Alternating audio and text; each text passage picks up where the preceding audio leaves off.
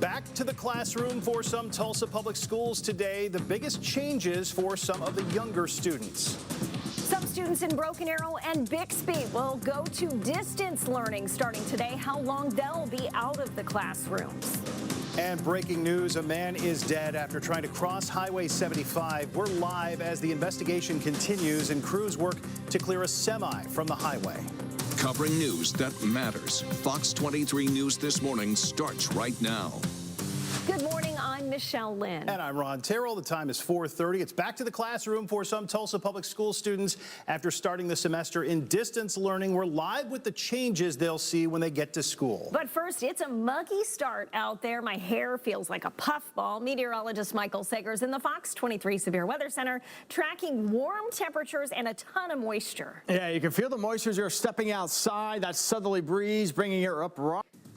Fox 23 is live on the scene of breaking news. Take a look. Part of Highway 75 is blocked right now with traffic already backing up at this early hour. You can see the flashing lights. This is near the 81st Street exit. We just learned a man is dead. Tulsa police tell us he was trying to cross the highway in the dark. Crews are still working to clear the semi from the road. We'll bring you another live update from this scene in the next 15 minutes. Now we are tracking the impact of coronavirus in our community. For the first time since March, some Tulsa public school students will head back into classrooms today. Fox 23's Scott Martin is live outside Kerr Elementary in East Tulsa with which kids are finally headed back to school. Yeah, Michelle, they're going to hear that school bell ring for the first time. Those pre-K and kindergarten students, I'm sure they're excited to get to their first day of school. Now, of course, it's not going to be your typical continue that virtual learning. We're live in Tulsa this morning covering news that matters. I'm Scott Martin, Fox 23 News. Starting today, high school students in both Bixby and Broken Arrow are switching to online classes because of the increase in COVID cases. Fox 23's Amanda Gilbert is live with what the Bixby School District Superintendent told families this weekend. Well, in a letter to parents, Bixby Superintendent Rob Miller sent out an email saying that in addition to high schoolers 9th through 12th grade, an elementary school is now also starting distance learning today.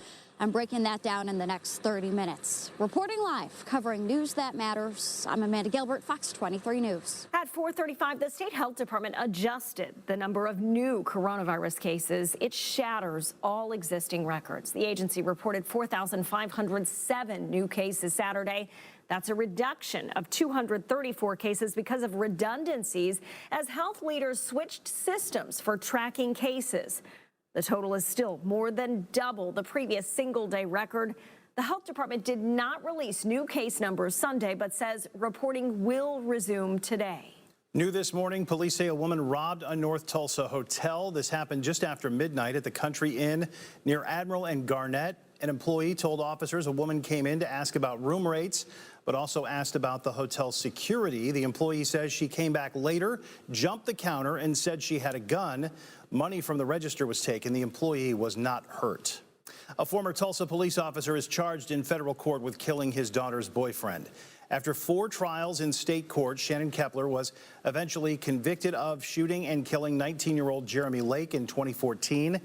He filed for his state case to be dismissed under the recent McGirt Supreme Court ruling. Now the U.S. attorney has filed a federal murder charge against him. Kepler's attorney says he feels his client is being mistreated. The U.S. attorney, Mr. Shores, is eventually a political person, and I think he's making a fatal mistake. You cannot just take a citizen and bell rag him forever. 4 trials, a direct appeal, and now a 5th trial on a higher charge. You don't single people, American citizens out for discrimination like that. The U.S. attorney says they are fighting for justice for the victim in the shooting, Jeremy Lake, and will support his family through the process. Senator Jim Inhofe honored the late Sergeant Craig Johnson and Officer R.S. Sarkishan on the Senate floor Friday. Johnson was shot in the head during a traffic stop in late June and died the next day. Sarkishan was also shot in the head and spent 4 months in a facility out of state recovering from his injuries. His progress is truly remarkable, and as Tulsa Police Captain Kimberly Lee put it, he's a real example for all of us. In July, Senator James Lankford prayed for the officers and their families on the Senate floor. In our coverage of You Decide 2020, a bipartisan group from the last 3 White Houses is urging the Trump administration to begin the post-election transition process. The Center for Presidential Transition acknowledged the legal disputes expected to be filed this week, but it said the outcome of the election is sufficiently clear and, quote, the transition process must now begin. Meanwhile, the General Services Administration has yet to formally recognize the president-elect. That will be necessary to free up money for the transition. An OSU student is out more than $3,000 after getting his camera equipment stolen in Tulsa. OSU freshman Joshua Cleary says he was at Reconciliation Park in downtown Tulsa Friday afternoon when his whole camera bag was stolen off a bench. Luckily, he still has the camera itself, but he says the equipment in the bag costs more than the actual camera. All of which he says he paid for himself. A lesson to learn, and I should have thought it out better in the first place, and I'm just got to live with it now and figure out what I can do in the future to make sure it doesn't happen again. Cleary will use his school's equipment from now on, and he's thankful he's learning to be careful this early in his career, and he says he'll make sure it doesn't happen again. Some furry friends are now living in their new forever homes. Oklahoma Alliance for Animals was at the Fall Home Expo at Expo Square with 10 of their adoptable pets over the weekend. Their adoption fees included vaccines, spaying or neutering, and microchipping. The Alliance says those dogs were a hit with attendees. They've enjoyed them being here. We've had a lot of interest in them. If you didn't get a chance to see the dogs at Expo Square, you can call Oklahoma Alliance for Animals and talk with them about fostering or adopting an animal anytime. Of course, they were a hit. Absolutely, you knew they would be. Of course, yeah. 4:39, the start of a new work week. Tulsa Public School students, some of them finally headed back into classrooms. It is super muggy. It almost feels like spring out there this morning. It does, really does. Meteorologist Michael Sager is tracking somewhat warm temperatures out there as they are heading back to the classroom this morning. Yeah, it is a mild, where we'll start out mild, turn a little cooler by tomorrow afternoon, and we'll break down how much temperatures will cool off tomorrow afternoon. And hey, we're going to look into the weekend coming up and when we might need those umbrellas again in about 10 minutes. Right now, 4:41 the time. A local boy is lucky to be okay after being in an accident that required the jaws of life. How they were able to celebrate his quick recovery. Didn't finish high school and got off on the wrong path and ended up going to prison for about 5 years. Opening a business during the pandemic, how a man's past experiences prepared him. And breaking news, a man is dead after trying to cross Highway 75. We're live as the investigation continues. Crews continue to work to clear a semi from the highway. 4:44 breaking news. Part of Highway 75 is down to just one lane because of a deadly accident this morning. Fox 23's Amanda Harry is live near Highway 75 and 81st. You just talked with police, Amanda, and learned how a man died. Yeah, Michelle, unfortunately, that man was declared dead shortly after police got here, and police are still on the scene.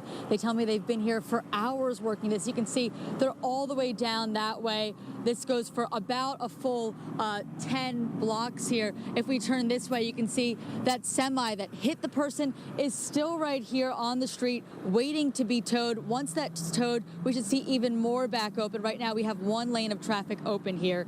Tulsa police officers were called to this accident on Highway 75 between 81st and 91st Street early this morning. Officers say a man was hit by a semi-truck. They say it was very dark and the man appeared to be trying to cross the highway. That man crossing was the one who died. The man driving the semi does appear to be okay. Semi-truck driver is shaken up a little bit, but he's doing fine. He has family on the way. Officers say this is a very dark part of the highway, and it would have been hard for the driver to see the man. The medical examiner is trying to determine the identity of that man right now. We're told once everything is towed here, that semi that you see right there, once that is towed, this street will be back open and people will be able to get through here. But there is one lane open right now, so things are moving a little bit better than they were about an hour or so ago. Live in Tulsa, covering news that matters, Amanda Harry, Fox 23 News. A Sand Springs boy was reunited with the rescuers who kept him calm as he was being cut out of a crashed car last month. Still in his boot, where his leg was pinned under the dashboard of the car he was in for 2 hours, Jaden relived the day he met Tulsa fireman Jeff Long. Long, a father with a son Jaden's age, had to keep Jaden calm as Tulsa firefighters had to use 3 sets of the Jaws of Life to cut him and his family out of that overturned car. First truck that arrived, as soon as we opened the doors, there was somebody out the truck telling us there's a child that was stuck in the vehicle that they couldn't get out. So just immediately we knew we had a pretty bad situation on our hands. Jaden would need multiple stitches and ended up with a fractured leg. Jaden's class at Limestone Elementary got to take a picture with all the firefighters that came out to see him. That is so good to see that he's doing well now. The owner of a new barbecue restaurant in Glenpool successfully started his own small business in the middle of the pandemic. He turned his life around after leaving prison to become a business owner. James Jackson opened Smoke Shack Barbecue. He says working alone and being able to socially distance and travel in his trailer has helped him be successful during the pandemic. Yes, this is a dream. This is a dream. It's definitely a reality now, and I can't believe that this is actually, growing that fast. Jackson is working by himself, but he thanks neighbors and community leaders who are supporting him. So good to see. It is warm and muggy out there as some Tulsa Public School kids head back into the classroom for the first time since March. It's feeling like the first day of school typically feels in August, kind of hot and humid. Yeah, it is. Meteorologist Michael Sager is tracking that, I guess you could call it an unseasonable day. I mean, we can see any kind of weather any time of year here, but it does feel a little strange to be that humid in November. Yeah, it does happen on occasion as you go into those transition periods. There are times when autumn can be much. The time now is 4:50. The United States has a new president this morning, and we are hearing from those welcoming the vice president to the presidency. Which world leaders have already congratulated him? It's not a family relationship where and how do gangs try to attract members. A lot of times it's in school. A lot of times it's out on the streets before and after school. Keeping students out of trouble and in school, the event in Tulsa where students could form positive relationships with police. Santa Claus is coming to our area when you can see the Jolly Man with some pandemic changes. For the first time since March, the Outsiders House Museum opened up to visitor tours. So cool. The museum is near St. Louis and Independence in North Tulsa. Danny Boy O'Connor restored the house. It was, of course, used to film The Outsiders, based on the book by S.E. Hinton. O'Connor told us about the impact the pandemic has had on the museum. It hasn't been able to serve the community as we wanted it to because we use this as a civic center. We were doing tours Monday through Friday for school children. We were open to the weekends. We were doing guided tours with our bus over here, and we'd had to stop all that because of the pandemic. O'Connor says he's not sure if the museum will be open regularly during the pandemic. He's just taking it week by week. That's all we can do. Santa Claus is getting a break from the North Pole and spending some time in Broken Arrow. We told you last week he's paying a visit to Bass Pro Shop. You'll have to make an appointment online, and when you get there, your temperature is taken. It'll be fun. Elves will take your temperature. Kids won't actually sit on Santa's lap this year. There's a shield between Santa and all families for a contactless visit. You'll find Santa at Bass Pro through Christmas Eve. Right now, 4:55 is the time. Some Tulsa students finally return to the classroom. The big changes elementary students will see because of the pandemic. Meanwhile, students in 2 other districts are going to deal with distance learning the next couple of weeks. Why they're having to learn from home. Live look outside from South Tulsa back toward downtown. Things looking really good so far as you are heading out the door. Temperatures have been mild. We'll break down who's the warmest in about 3 minutes.